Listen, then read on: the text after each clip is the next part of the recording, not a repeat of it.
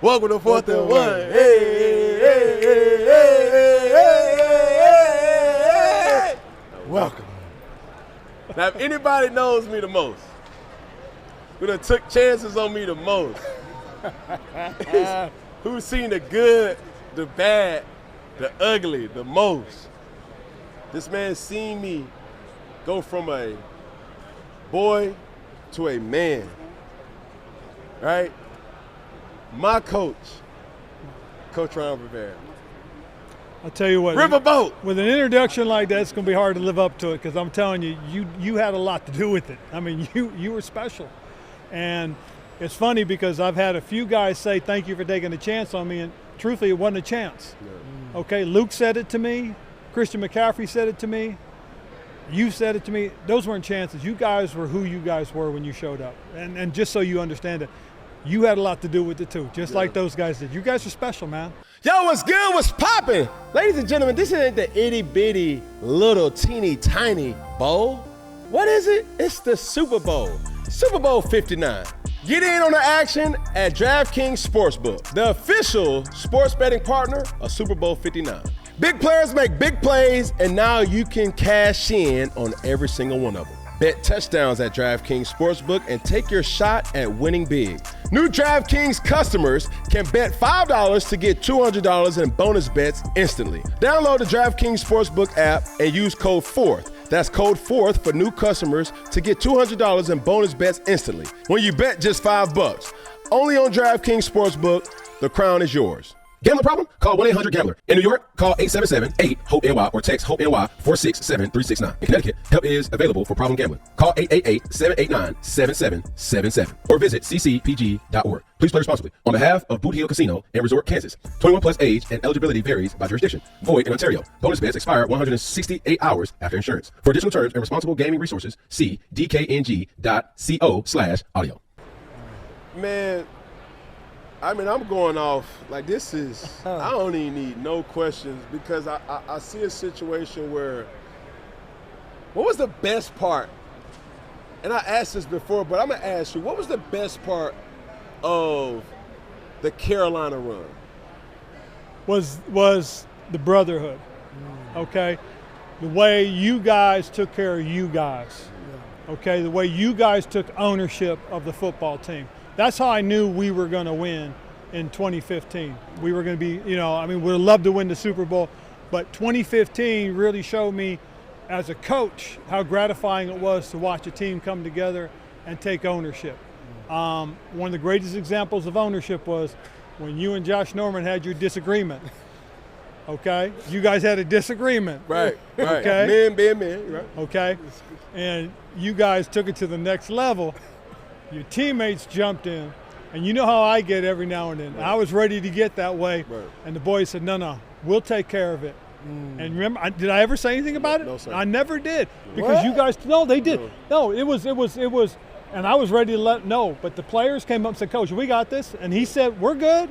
Because you was about to get on them. There's not, like, this demeanor. There was, I can count on once or twice when he really got ticked off. He would always, hey, kiddo, how you doing, kiddo? Outside of the race, everything about Ron Rivera says mild. Smooth, calm.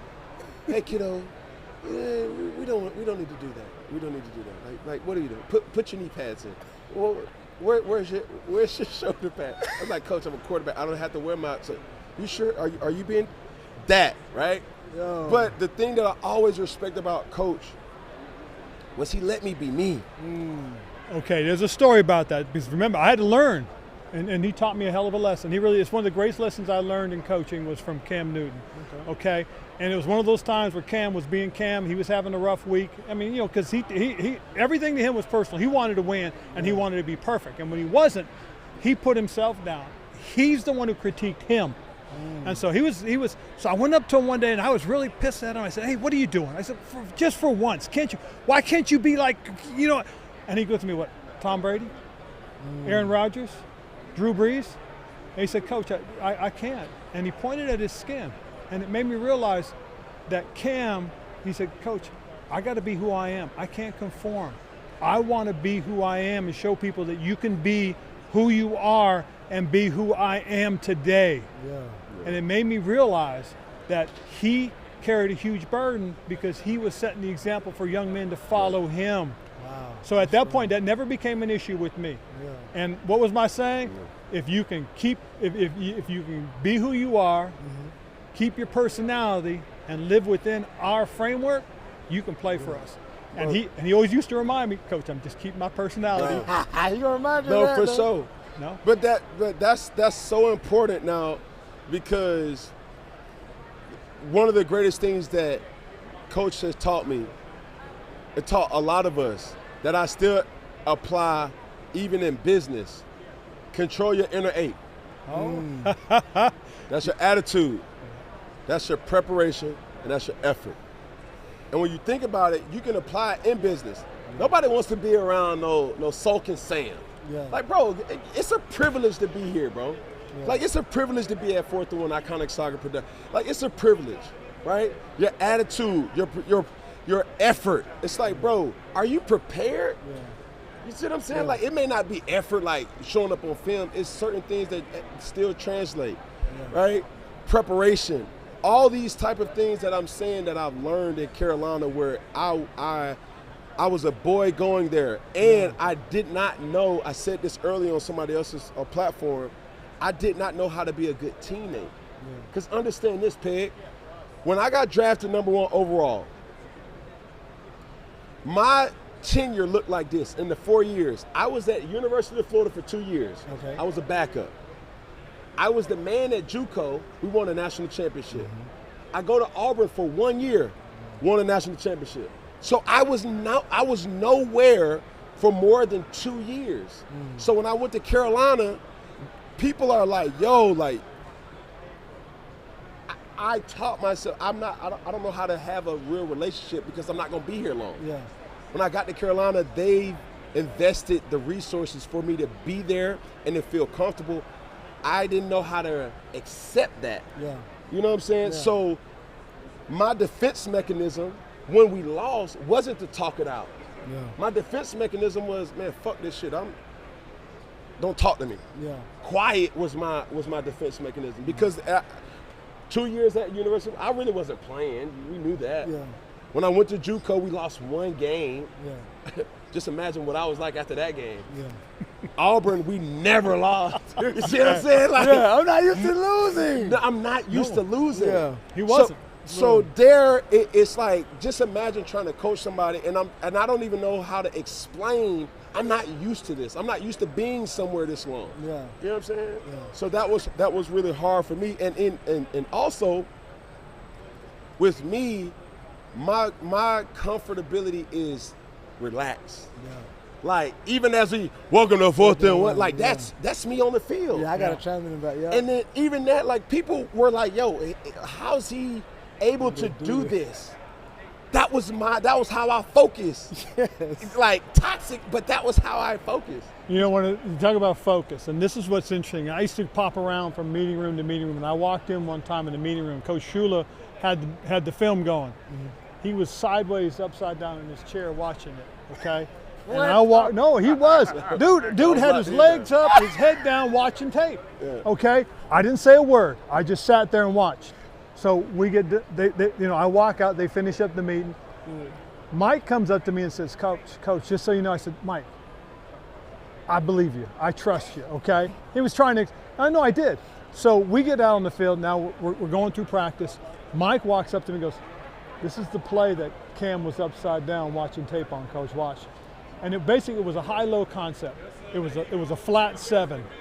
And the corner was going to drop, and he was either going to play high or low.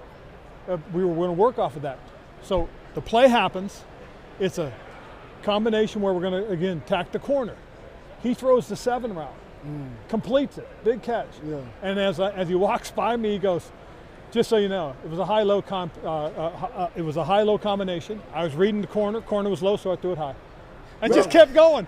But that, though, it's like a head coach and a quarterback, like the captain. It's almost like a marriage, right? Oh, and yeah, so, it like, is. even being, when Cam was talking about he would just warm up, just being in training camp or at practice, watching you two is 2 different dynamics. Like, you got Cam, play my music. He over here jumping. Coach Rivera got his whistle, just kind of Cut the music down. Yeah, just turn it down assessing the some. field. Turn it down, turn it down. In the locker room, turn it down. Cam has speakers by his locker blasting. Oh, but you goodness. two had to understand and build like a certain type of synergy for the overall team to win. And how important is that for you to be on the It's same very page? important, and he understood that too, because you know what?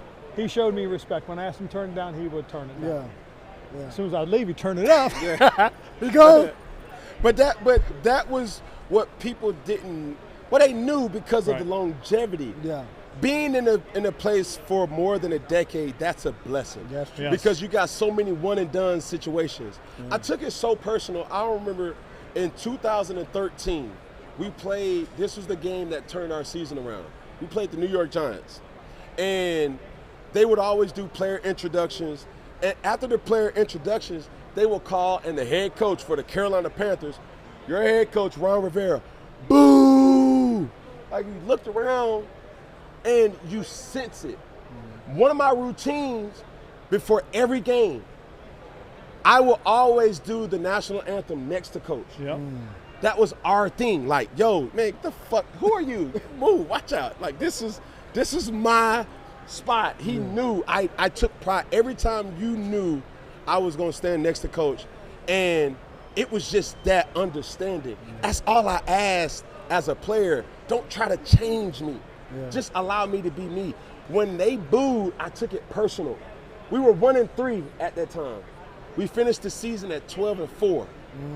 So, and he went on to win Coach of the Year. Yes, I did. Those type of allegiances was where a player and a coach bond supersedes the game. Yeah. And I could not tell, if I could pay for it, it's like, yo, coach, man, thank you for allowing me to be. You don't, it's not that type of transaction. It's like, yo, my shoulder bump. Coach, I'm going to give you everything I got. Yo, coach, I'm sleepy, I'm tired. Man, I'm still going to show up to work. Man, yo, you want me to be at 250? I'm going to be at 250. That's the professionalism about that relationship, because he's earned that type of route, that type of respect.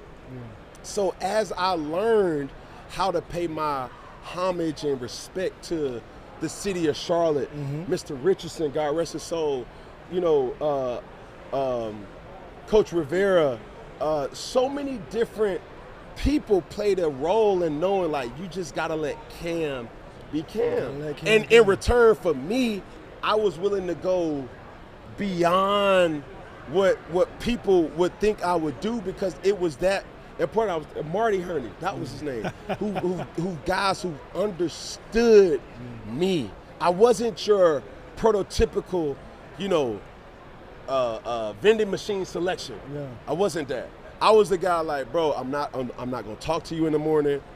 They knew. It's like, bro, he's here. I was the guy on the meeting room, like, just walking up and just like watching film like this. But I was like, oh my I was gosh, locked in for a long time. They was like, yo, what is this? Yeah. But they never changed, and I owed it to them to take it serious enough to retain what they was teaching me. You know, and he's right about his retention was phenomenal. He would repeat my meeting verbatim, word for word. Okay, and you know, he would tell me too. He said, "Yeah, you didn't think I was paying attention, did you?" I said, "Well, I was wondering for a second." I said, but then he would just repeat it, and that's what was really there. People got to understand that people have personalities. People have ways they do things. Okay, look at his personality now. He is who he is. You accept people for who they are. All right, not who you want them to be. We want everybody to be the way we see people. You can't have that. You have to have variety, and that's what he brings. He brings variety. Man, listen, I had to ask this question because I was angry. The competitor in me was angry. Why didn't y'all come get me? We had In Washington, right? Yeah, Washington. when I went to Washington, they had just drafted Dwayne Haskins in the first round the Right. year before. So we had no OTAs and we had no mini camp to know what we had. So when we went into training camp, our thought process was, we got to see what we have, okay? And, well, we didn't have the preseason. Right. So then we get into regular season, and then you sign with New England. Yeah. And then that was it. We figured, okay, he's gone. Yeah. And so we stuck with what we had, and then you ended up finishing the season on IR, I believe, in New England, and then you went back again. Right. At that point, we were done. Yeah. You know, it was okay, we got to get this going. went and spent all that money on trying to find a quarterback. Yeah. And we had already paid for the next quarterback. Did it cross your mind though? Like, was it absolutely. in discussion? It did all the time. Yeah. We did, but each time when it was okay, we went after a guy, Fitzpatrick. He gets hurt, but you had already signed again. Right. So Wentz. Was that did y'all go get Carson Wentz? yes, Carson Yeah. Wentz 2 years later Yes. when we did that. So even like when I was saying to myself during free agency, right? So for those who always ask the question, how did that happen? I think like full transparency and full vulnerability, how it happened was not on my terms. right. It was like you're being invaded with like, yo, this where we at. I understand the business. Yep. Certain things that you do as a franchise player, you're numb to thinking. I've witnessed so much. I never thought to fear cut day Yeah. until you get cut. Yeah. I got cut, man. I mean, you know. Yeah. It's like, hold up. Last third preseason game, you know it's happening. My oblivion thought I would never get cut until I went in New England and they said, hey, hold on. Coach Rivera, not Coach Rivera, Coach Belichick wants to see you. What the fuck you want to see me for? And lo and behold, it's happening. And as he's talking to me, I'm like, what are you saying? Yeah. Like, are you saying I'm the backup, or are you saying I literally had to ask Coach Belichick, like, yo, are you releasing me? Yeah. He was like, yes, Ken, we are releasing you. Are I we was breaking so above, I thought I was Yeah. above that happening. But what you have to understand is when you go in and you come into the NFL, you get to see every phase of it. Very few people get to leave on their terms. That- Trust me, I've been through it too as well. I mean, I've gone through some of the toughest situations coaches can be in. I've been through 2 ownership changes. I went through a lockout. I went through a COVID, and people don't realize that you will experience, as Cam's saying, the highs and the lows of the Correct. game. I was cut too at one point as Yeah. a player. I mean, it happens. I've been fired as a coach. And it's the reality and it's the business of football. And if you take anything personal and you let it stick in your craw for too long, you get sour. Yeah. And so people have to understand that things happen because they happen quickly. They don't necessarily happen the right reasons. They don't have the correct reasons, or they don't happen at the right time. Right.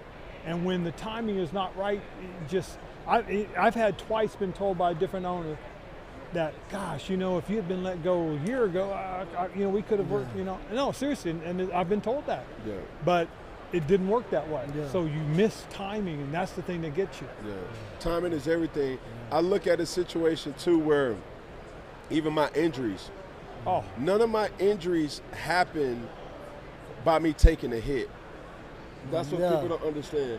Like my lens, Frank, that was in the 3rd preseason game in New England, and it was a step. It was a contact injury, and I made a step. And I remember coming off the field like, yo, what the? Something happened. I thought my shoestring popped on my cleats, and then I shared the story with my shoulder. mm-hmm. I took so much flack from the Super Bowl for not jumping on that fumble Yeah. that I had threw an interception that ended up coming back, getting called back.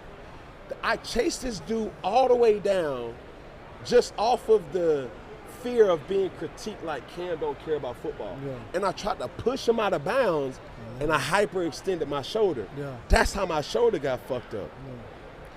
Everything else, how people describe my gameplay, is the biggest amount of BS because I always deliver blows on my turn. You feel me? It wasn't like, oh man, you could be a Cam Newton where, you get injured and you do all these different things. It's like, yo, I was always the hammer because I was able to slide because I'm still a quarterback. Correct. You know what I'm saying? I never really took any type of punishment that I didn't want to dish out because of the smartness of that. Yeah. I remember coming into the league where I didn't even know how to slide. But we was having sliding meet times in practice where it was like, yo, you got to learn how to slide.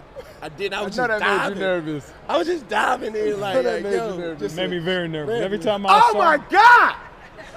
No, just the And attempt. it gets better. Oh, here's one. Special. It gets All right, what are we talking about? Hold on.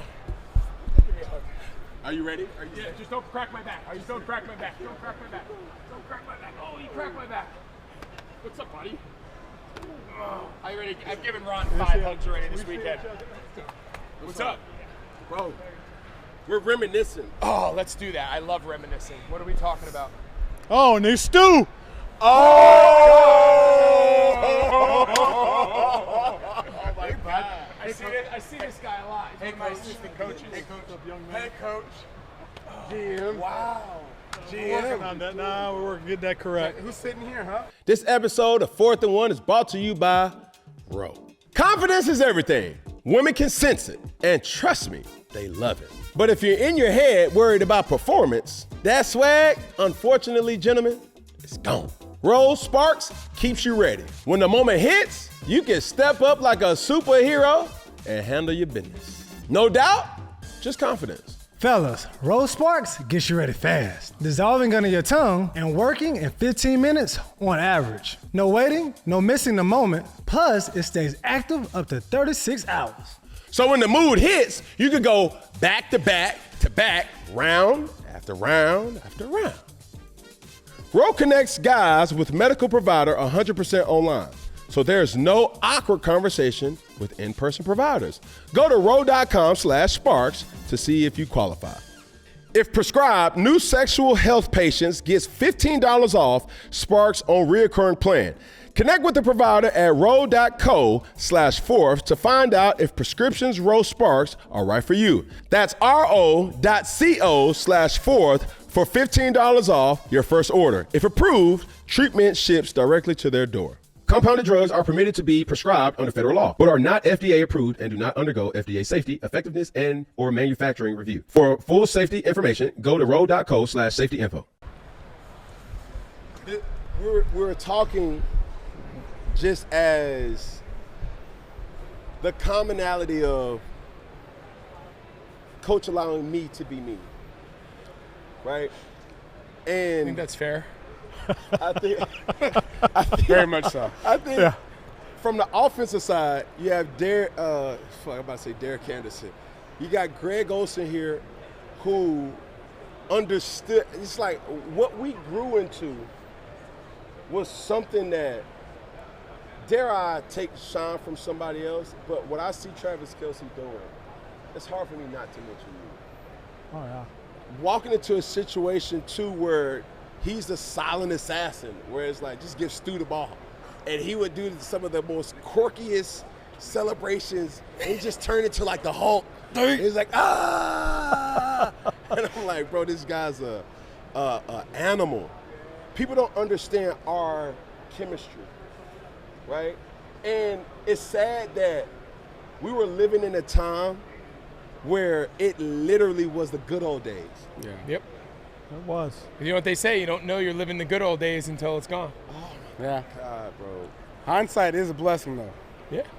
It is a That's how you blessing. look back. I would say the greatest strength of our group, like our best years, I mean, obviously we had a lot of good players, but the point you made about the chemistry, the locker room, our best workers were our best leaders, our best players were our best people, our coaches, Ron's ability and the rest of the staff, it really started with Coach Rivera, like the balance between empowering personality, but also saying, okay, but it has to work within the confines of the team. We can't let it get completely out of control. And I think when we were at our best, it was that balance between individuality, camaraderie, fellowship, right? We used to throw that around a lot, right? Like the fellowship and the camaraderie of the team was such a vital part, even more so than what plays we ran or how fast we ran or how many yards we threw for or whatever. Like, I think that was really the special sauce, but it took us some time to figure that recipe out. It didn't just day one happen. No. It took us, call it two and a half years to really figure out what that model was. Hey, so check this out, right? We'll take a blast from the past in the memory lane, right? I'll say it like this so we all on the same page, and nobody rehearsed this. Greg Olsen, do not say anything. Uh-oh. Greg Olsen. I'm not sure what's about to be said here. Greg Olsen used to perform this in training camp from what movie? We're going to say it on the count of three. Do you know it? Yeah. Do you know it? Of course. Do you know it? It's the highlight of my year. Hold on. On the count of three, we're going to say what movie Greg Olsen performed. 1, 2, 3. 8 Mile. Right? It's true. It is true. This came up last week, talking about expectations from rookies, right? When Steve left, the onus kind of perfectly fit for, like, Cam controls we never did rookie hazing. Okay. Coach permission. Like, we're not going to be that team. We don't haze. I said, cool. But you going to sing, right? You going to sing. Training camp, that was our thing. Introduce yourself, where you're from, how much you signed for, and you're going to sing a song. Yeah. That right there set the tone because guys who were entitled, they would get up there, John Doe, University of blah, blah, blah, signed for $10 million. Hey! I'm going to sing a song. A, B, C, D, man. That was your way of earning the respect of others. Yep. And I would love, because nobody knew what the expectation was. Right. So I said, okay, nah, Greg. It was like I was teeing it up. We had to wait a couple Like days. We had to let camp unravel a little bit. And I would always kind of get into that mode of, y'all motherfuckers don't know how to do it? I'm about to show you. So, Greg. I'm not doing it right now. Why not? Cam, I love you until the end of Now, time. everybody from the 3-on-3, throw your There'll be a time and a place. This isn't the time. There's a lot of people in here. That was our safe space. That was our safe haven. But you want to know what that was about? And I love you to the end of time. But that. You want to know what that was about? That was about letting the younger guys know that this is bigger than you individually. Right. It's about us. You walking into something, you stepping into something that's bigger than you, and if you want to be a part of it, we can build something special. You got to commit. When you see a franchise player in Greg Olsen, it's an inclusive. It is, and I didn't want you. And I liked you guys. And I liked you guys asking me my signing bonuses because I would always say which one. So it wasn't that I wanted you to perform it. It was more so for me to really let you know that you set the tone for everybody to buy in. Yeah. Because there was so many cool kids and there was so many especially as time went on. Yeah. For sure. And for Greg to perform and it be such an inclusive thing. Now you understand Rabbit got real good parents. Like those things was something where you was setting the law of the land. And the thing about it, nobody wanted to have more fun than me. But I learned from Greg that, yo, bro, if we're calling Z shallow, X cross, whatever, X short or bang A, whatever, you better know what I'm damn doing. He didn't have to have that type of threatening tone with me, but it was simple. Yo, Cam, like, what are you thinking? That was my favorite thing to hear from Greg. How many times do you think I said that to you? Yeah. What are we thinking? What are you thinking? Because what are you thinking? It showed up on film. Yeah. We created a route in Dallas. That was great. That was like, yo, I was thinking the same thing. They was trying to they was tracing the backside safety to show presence, and at the snap of the ball, the safety was tracing to field 3, right? So we did a lot of cat. Right.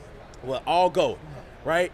The quarter safety was now focusing on the over. Greg had a read route. So he's starting to run a corner and then realizing, yo, the safety's going. And it's a shake. Yeah. A nod 8. You should run like a nod 8, yeah. Nod 9. And, yo, we completed it. In that moment where it was like, yo, okay. It's like Greg would always catch it, put the ball down, fix his little chest strap. And I was usually dying, hyperventilating. Come back to the huddle. And we watched that film. It was like, bro, on the plane. That was fun. Going back to have Thanksgiving at your house. Yes. Which is still my favorite story. That was magical, by the way. That was still the greatest. That's still my greatest memory in NFL history. It was a really good food, late night. Dude, we had, the football stuff on the field was great. But at 2 a.m, coming home to your house and your aunt unravels like 500 trays of home-cooked Thanksgiving dinner in your apartment at 2 a.m. Yeah, that was good. Because that was incredible. You know what's funny? I use our relationship and Stu can attest to this because we coach a lot. He coaches with me, the young kids back in Charlotte. And when people talk to me, I always say, whether it's the young receivers, the young tight ends, or even at TEU with some of our older kids, I say it is our job to see the game through the eyes of the quarterback. It's not vice versa. It was not Cam's job to say, okay, what does Greg like? It was vice versa. But our conversations, practice, walkthrough, games, between possessions, in the huddle, I would say the same simple line to Cam every time. What do you think? What do you see? What did you see? If we had an incomplete pass and he overthrew me, underthrew me, tight coverage, ball, whatever it was, I dropped it, my first reaction always was, I got to make sure I was not in the wrong spot or I didn't fool him. So I would do the simplest way. We would say it 10 times a game, 10 times in practice. Tell me what you saw. What'd you see? Hey, man, I thought you were going to. Done. There's no debate here. This is not great. Next time, you bet your ass, that's what you're going to see. That communication, that just understanding of getting on the same page takes a long time. I use that example of us building through that over time with all the young kids that we coach, all the college kids and the young pros that we have at TEU. I use those stories all the time. And you mentioned Kelsey and Mahomes. That's them. And they just do it. They do it as good as anybody. You see them do it, and when I watch them play, it's like we were talking on First Take this morning, and they have all these analytics and numbers, and they say, nobody's more accurate versus the zone. But I'm saying, you have to understand ball to understand that. As a quarterback, you want guys to know how to play football, right? If I'm in a zone, I don't want to run to get covered. Greg would always say, bro, if I'm open on a over 2 or a deep 288 clock, bro, I'm going to stop. Why would I stay open? If I'm open, stay open. And if I'm in this window, I see what you see, I'm stopping. The completion is more important than what the book says, right? How did you learn that? Was it you came from a father of sports background, your father coached you, but how important and where did that knack for ball come from? Yeah, I mean, I grew up around it and obviously my background and all that, but I would say my greatest reason, it was almost like if I didn't adapt, I was going to die, right? I was not going to walk into the University of Miami and just outrun everyone and out-muscle everyone and out-lift everyone and out-sprint anyone.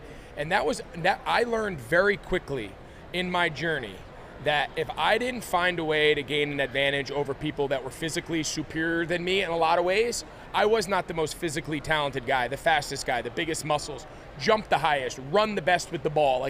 That was never me. So I needed to find ways early on where it's if I want to play over these guys or I want to be able to get open against Charles Woodson, if I want to, these dudes are in a lot of ways just better than me, how do I survive? Well, you weren't going to outwork me.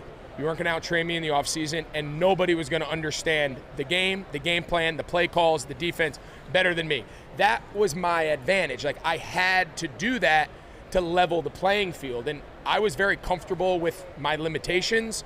I knew who I was. I knew what I wasn't, and that had to be my leg up to try to just keep myself alive with guys that were better than me, faster than me, jumped higher, ran after the catch, all those things. I never pretended to be something I wasn't. So that doesn't take any skill. It didn't take any talent to have a really good feel for defenses and to really understand every single play on that call sheet, what everyone had to do. And I took pride in that, and I realized, why are you laughing? Why are you laughing? What does it sound like? How many times do you think I said that? What did it? My strong suit as a quarterback was not reciting plays. Can we just in the huddle? In the huddle? Yes. What does it sound like? Tell me the play. I know the play. More than what did you see? Was what does it sound like? So the play would come into the huddle, and you don't give yourself enough credit. You over the course of a game, however many you called, but every once in a while, it just wouldn't click in Cam's head. It'll be a little sticky. It would be a little sticky. We'll just listen. We love our guy, Coach. We love our guy. It would get a little sticky. I'm tired after he's tired. He just got in a fight with 6 of their defensive linemen. He just MF'd the strong safety. He just told Ndamukong Suh he was going to beat him up, and we're all like, thanks. Now we got to all deal with him as we come to protect your ass. Yeah. And he did 5 celebrations. He gamed the ball away. He got yelled by Ron to get off the field. In the midst of all of that, He's like, I don't know what play they just called. So I would be like, what does it sound like? Like, just get it started. Like, is it twins right? Seam? And I'd be like, seam 678 at flat snake. Like, I got it. Like, tell me what it sounds like. Swear to Like, God. I got it. And, Bro, that happened a lot. but hey, but again, like, Every game. but you know what? Like, and we joke about it now, like, after the fact. That and was it's our funny. team. But, like, it didn't That was our matter. team. Like, it was just, let's get it right. Like, there was nothing Cam would never be like, man, stop. Don't try me in the huddle. You make me look bad. Like, I'm not trying to make you look bad. I just want to get the play called. Yeah, we don't all take a timeout we and all not trying to yell win at the us. game. Right, for sure. And I would be remiss if I didn't say or ask this question for everybody. We're away from the game, right? And whoever is led to say it first, during that era, what was your favorite game and why? Oh, jeez. You know, I'll say this. One of my favorite days typically was Thursday. More so than any other reason. Fellowship Thursday. Fellowship Thursday. The offensive line used to How do fun was this that? thing. They used to do this thing where they'd come in and have lunch. And I walked in one day, and Greg was in there. You were in there at one time every now and then, and you'd stop by every now and then, and then you'd leave. No, I was always that we had caviar over there. Yeah, I know. Taco Thursday. You had taco in the taco Yeah. Thursdays in the afternoon after practice. After Yeah. meetings and everything. So I would come in, and these guys were allowed to say whatever they wanted to say, and I couldn't hold it against them. And it was some of the greatest conversations I'd ever heard. And the thing that I liked more so than anything else was just how honest they were about it and how much they loved it. And I thought, that made my day. So I started coming in just to sit down and listen to it. Yeah. That was special, because I think the one thing people don't understand is, just like you said, that's our team. That's who they were. And a big part of it was knowing when to pull it back and when to let it run. And I said this at the beginning. You two guys weren't here. I said at the beginning, I really felt good about 2015 is when you guys took ownership. Y'all remember when he and Josh had their disagreement, and I was getting ready to lay into everybody, and you guys came up to me and said, hey, we got this. Yep. And he said, and I didn't say a word. I never said a word. You guys took care of it. And that's when I knew. I said, dang, we got a chance to be pretty special this year. I really believe that. Yeah. And while Coach is sitting here, we talk about the players and this. If I had to summarize Coach's greatest strengths in those years, and again, with ability to reflect back, and you're not living in the moment, you're not living in the intricacies of every single day and day out, like looking back, and I would love to hear you talk on it. But like, I think there's two spectrums of coaches in the NFL. We've probably all had some combinations of all of them. There's the ones that their only job and their only hope is to like be your buddy, they're your pal. Hey, it's like overboard that I got your back. Yeah. And like you're very comfortable around them, but they're almost more of like your buddy than they are your coach. Like that can be dangerous at times. Then there's the other side where it's like, I hope I don't walk down the hall and get trapped one-on-one with them because I'm super uncomfortable. Like they make me uncomfortable. I don't really want to see them in a one-on-one setting because I don't know what to say. They're not approachable. Like I think Ron drop defenses, coverages, sure, all of that. Who cares? I think the greatest strengths of Ron that allowed you to be you and allowed you to be you and me, that all of our personalities could work and we didn't all have to be the same. Right. Ron, you were equally fearful and respectful of his approval, that he was in charge. The buck stopped with him. That was very evident. But you never were afraid to sit down and shoot the shit and have a good time and let the guard down and let him just be coach. We didn't have to live in fear of walking on eggshells, but there was no mistake, like the buck stopped there. We had clear leadership, we had clear vision, and it was our job to make sure we kept everything. Like that's such a unique combination that I think a lot of coaches struggle to find that balance. Like if I had to summarize Ron and our time there, like that would be the best way I would classify it. And I think that was the beauty of the job you did with all of the personalities you had to figure out. Yeah, you met everybody where they were. Yeah. Like Yeah, my personality is very like even keel for the most part in the building, and your demeanor to me was, oh, let me come down to where Jonathan is, right? And then when you go right next door to Greg, it's high energy. It's like, well, Got to be ready to talk to Greg. With Pete. Juice. Yeah. And then Cam, Oh, yeah. you have to be ready for all of it. Yep. You know what I'm saying? Because Cam is all of it. Yeah. But one of the things that also, like, you allowing him to be who he was, it broke all the chains for all of us. Yeah. You know what I'm saying? Because he's our leader. Yeah. And so when you're able to break the chains of our leader, Yeah. that means we can fully give ourselves to follow and be there for the guy that's leading us into battle every single game. Bro, that wasn't, and since we're on this point, it was like, it's not like that everywhere. No. Nah. Because you went to Seattle, I went to New England, and I thought that player-coach relation, Whatever you want to call it. Yeah, but wasn't getting that with Bill. Like, hey, bud. Yeah, you wasn't getting that with Bill. Bill was one of those guys that, bro, it was an organization, a great coach, but it was an organization based off of production. How do you know your job? Do your job. There's a Patriot way. I mean, what are we doing? I mean, fucking quarterback can't even fucking complete a fucking slam. What are we doing? Like, but then you go before that. You're with a coach that literally, like, we shooting the shit, and it's like, yo, bro. Coach Rivera walks in, and it's like, we look, and then he gives us the approval, like, no, y'all keep going. Yeah, you're good. It's like, yo, Okay. this motherfucker did this.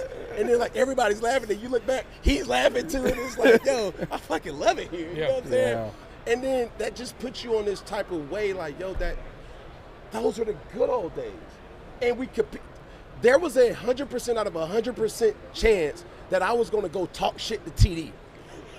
That's how I got going. It's like, TD, fuck you. Bro, man, coach, man, get him from over here. He can't talk. Man, I'm getting my reps, bro. Stop doing it. Like, I needed TD to really get me going. And I wanted him to say, bro, you playing like shit today. What? Say less. Boom, now I'm dialed in. We had the most toxic team at times, but we knew how to work together. We respected each other's. Hey, fam. I remember Michael Orr. Hey, fam. Hey, why you doing all that celebration, fam? Like we don't do that, fam.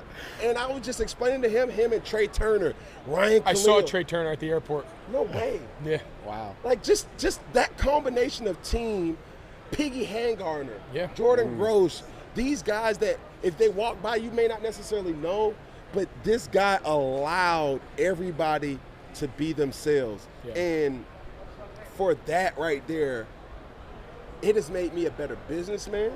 It has made me a better father. It has made me a better person just because I don't expect me and other people. I take what other people do and I push them to that greatness because I found somebody in my life that allowed me to be me and pushed me to my own. You know what I'm saying? No doubt. Yeah. Before I leave, I got to be at something at 3:30. Can I tell one more story? Please. It's a Cam Newton story. So this is going to be this is a real story, though. And Stu was there when I told this story. So Stu and I coach middle school football back at Charlotte Christian. It's a blast. Yeah. Stu loved it the most because he got to coach some of the best players on the team. Yeah, we had a guy named Sawyer who was a and dog. the kids, if the kids are watching this, they're going to tell you that you're glazing. That's what they always accuse. glaze. The kids killed Stu. But, I mean, the kid he Zip his coached. pants back up when Anyway. you're done. So early in the year, we're trying to set, like, these are expectations. Some of these kids had never played football before. We had some really talented kids, but football was new to them, or football in our world of football was a little new to them, what we asked them, what we expected. So we called the kids in, and I said, I'm going to tell you guys a Cam Newton story. So this is the story I told. And from this point on, they really understood it. And Stu was there this day. I was talking to the skill guys. We weren't catching the ball, finishing at practice. It was a lot of laziness. It was a lot of, and I said, there was a time where obviously we ran the quarterback as much as anybody in NFL history, especially at the time, where if we had a 6-play run period, early on, maybe play 2 and play 4 called for Cam to keep the ball. And I was telling the kids this story. I said, but you know what was happening? Between playing 2 and 3, Cam would run whatever the ball was marked. If we were on the -25, it was a 75-yard touchdown. If we were on the -40, it was a 60-yard touchdown. And this was every single time he ran the ball in practice.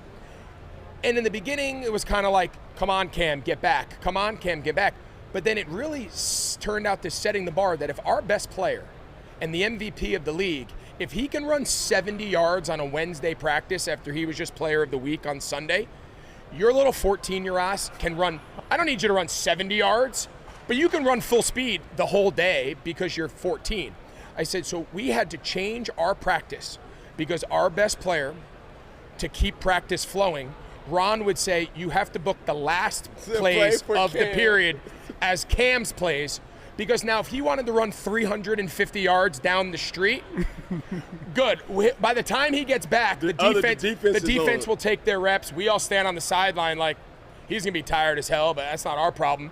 And by the time he came back, but like, and I use that example to all of our kids all the time. When you're best players, we have to alter practice because we can't get you to not run full speed. We have to say, okay, Cam, you have to stop sprinting 70 yards for a touchdown in the middle of practice and slowing us down, that we had to change practice. If those guys can do it at that level, there's no excuse for anyone else. Yeah. And that's my best story, these young kids, and they're like, I get it. And the point about that, too, is and this did happen last season, where a quarterback was so tired he took himself out. Yeah, there was a conditioning. He never took himself out. No. That was one thing. It didn't matter how far he ran, how many people tackled him, who chased him, or what he did. He came right back to the huddle, and you would say, he's not even winded. What the hell? Yeah. But that was because of the conditioning. And once we figured it out, hey, like I said, put that at the end of the script. Okay, did it alter practice? Yes. Yeah. In the beginning, were we eye rolling because we wanted to get in and get to lunch? Yeah, but like, it was us. It's what worked. We adapted. The lessons that came from that, it started as an inconvenience and then it turned into an identity. And it was, I just thought it's a perfect snapshot. And I could tell stories about Stu and watching him get tackled on the field, and I'd be like, oh. And he'd be like, I'm like, you okay? He's like, yeah, what's the matter? I'm like, oh, no, nothing, man. I just saw 9 guys put the helmet. You know what's beautiful? He got up the same way. I guess we're good. He got the same way no matter what. Same way no matter how he got tackled, up the same way, and it was slow and very deliberate. Yeah. Oh, trust me. I was never tied his shoes. Yeah, that was the other thing, too. Shoes how did he run with his shoes like that? They were like, bro, y'all know my feet. Them feet, hey, them feet we're was feet bros. Hey, feet bros. Feet bros. We've traded a lot of moments over shoes. But I hate to do this. I have to be at somewhere at 3:30, but I wouldn't be remiss if I didn't come see you guys. Listen. I love you guys, all of you. I get to see Stu the most, Ron the second most. I see you once a year at Super Bowl, but I'll take whatever I can get. First off, like gotta make that more. Hold on, stop.